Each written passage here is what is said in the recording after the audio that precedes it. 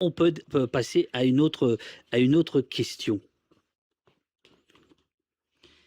Alors, vie République, mais j'imagine que c'est Ah non, 6e oh la République. vache, oui, Non, sixième mais en fait, c'est République. parce que le E, tu peux pas l'écrire en petit vu que tu écris en majuscule. Ah voilà. Voilà, donc c'est... Alors, sixième République, tu en as un peu parlé. Je vais te poser des questions posées sur Blue Sky par Razim.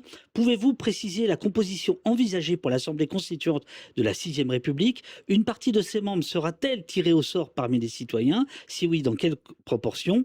Et Hugo te demande quel est ton avis sur l'élection présidentielle et les dérives qu'elle apporte dans sa forme actuelle. Ethos plus important que le programme, sondage, système de vote premier et deuxième tour. Voilà. Ok, c'est une longue question. Alors, je vais commencer par le début sur la question tirée au sort. Là, je parle de ce qui était notre programme jusqu'alors. Il y a des choses qui vont évoluer. Je vais en parler d'une chose dont Jean-Luc Mélenchon a déjà parlé. D'autres pourront évoluer encore. Mais pour l'instant, ce qu'on disait, c'est que pour faire la sixième République, il faut donc que le peuple puisse réorganiser, réinventer les règles du jeu, donc réécrire une nouvelle constitution. Donc ça, c'est l'Assemblée constituante. Comment est-ce qu'on proposait de faire l'Assemblée constituante? On propose de faire des bulletins où chacun défendra son programme. Nous, par exemple, on veut mettre des nouveaux droits démocratiques, des nouveaux droits écologiques, des nouveaux droits personnels. Par exemple, le droit de choisir librement et gratuitement son état civil directement, qui soit inscrit dans la Constitution. Bref, donc nous, c'est les choses qu'on portera, la référendum d'initiative citoyenne, etc. Et puis, je sais pas, la droite, par exemple, ils présenteront des listes où ils feront la 5e République bis avec peut-être encore plus de pouvoir au président et puis je ne sais quoi. Bon, bref.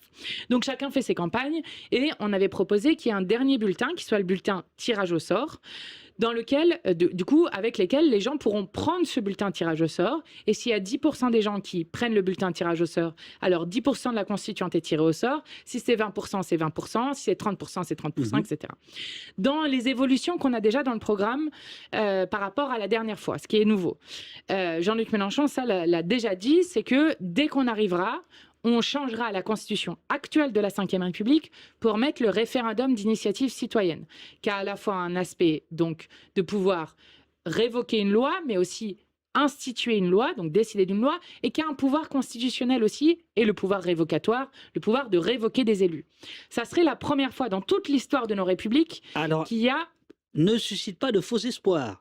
Car Ouais. dans l'avenir en commun, le projet de constitution proposé par l'Assemblée constituante sera soumis à référendum après 2 ans de travaux. Donc, il n'y a pas la sixième République en juin 2027. Bah oui, mais du coup, On est c'est bien pour ça d'accord. qu'on veut mettre le RIC d'abord. Vous mettez le C'est RIC d'abord. exactement, c'est que le RIC, il nous permet d'avancer le temps que la constituante fasse ses travaux. Parce que si vous voulez avoir la 6e République en juin ou en juillet 2027, ça veut dire qu'en fait, on ne passe pas par un processus constituant par le peuple. Et nous, ça ne nous convient pas.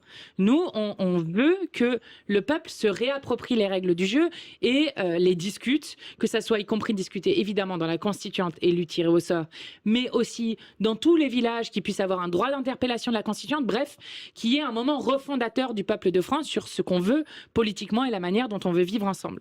C'est à ça que sert la constituante. D'où le fait qu'on ferait le RIC d'abord, ce qui permettrait que dans le moment où la constituante fait ses travaux et que l'ensemble du pays est en ébullition sur tout ce qu'on doit changer, il puisse y avoir déjà à la fois le référendum révocatoire et un aspect constituant qui pourrait déjà être là. Donc ça, c'est une des modifications qu'on fait. Et je dis, ça sera la première fois dans toute l'histoire de nos républiques qu'il y a un pouvoir populaire direct qui n'est pas juste d'élire ses représentants une fois tous les 5 ans en disant que c'est ça la démocratie.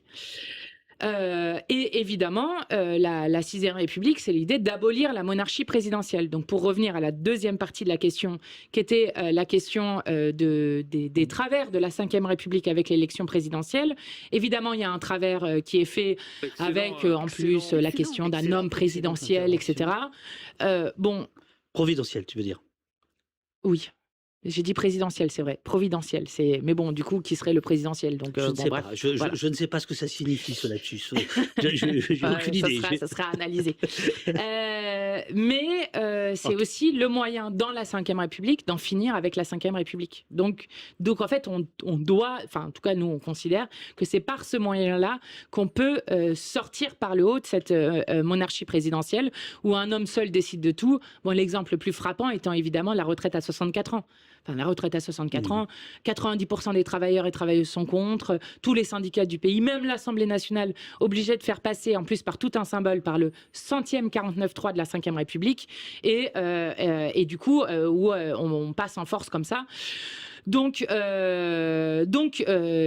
on utilise ça, et vous remarquerez que cette fois-ci, là aussi, nouveauté de cette campagne-là, quand Jean-Luc Mélenchon dit « nous, c'est carré, on a un seul candidat, on a un programme et une équipe », et ben, on va faire une campagne d'équipe, et je pense que ça, là aussi, alors, on le faisait déjà un peu en 2022, mais à l'époque, on n'était que 17 députés.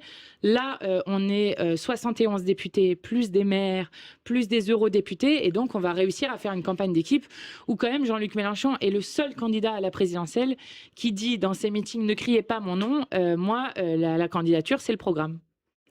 Dis-moi, parce que là, bon, ok, je vais te taquiner un peu. Vas-y. Dans l'avenir en commun, il y a écrit qu'aucun parlementaire des anciennes assemblées ne pourra siéger dans cette assemblée constituante. Ça veut dire que vous tous, là, les députés actuels, vous Ouais. pensez tous que vous serez ministre, en fait.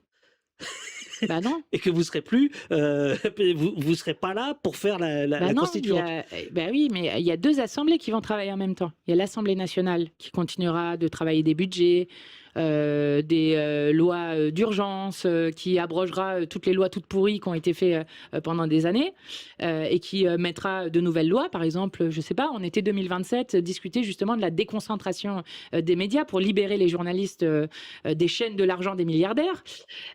Bon, par exemple, des lois comme ça, et puis beaucoup d'autres, l'application de la loi sur la réquisition des logements, enfin bon, beaucoup d'autres qu'on fera. Donc ça, à l'Assemblée nationale, où j'espère, si on a gagné, nous serons très nombreux et nombreuses. Et puis, de l'autre côté, il y aura l'Assemblée constituante qui, en même temps, fera ses travaux. Donc évidemment que ça ne peut pas être les mêmes personnes, déjà parce qu'ils ne peuvent pas siéger en même temps, et puis parce que dans l'idée de la constituante, c'est pas seulement les parlementaires actuels qui ne peuvent pas être membres de la constituante, ce qui, y compris les membres de la constituante, s'engagent à être parlementaires dans la 6e République. Pourquoi? L'idée, c'est d'éviter le plus possible de faire des règles pour soi-même. Enfin, tout le monde comprend le problème que ça peut créer. Et donc, non, moi, je trouve ça bien. Enfin, c'est pas du tout qu'on sera tous ministres, c'est qu'on sera occupés à faire plein de choses pour le pays, à n'importe quel poste. Alors, Ça va aller, ça va aller. Oh, on va peut-être un peu déborder. que faire mieux?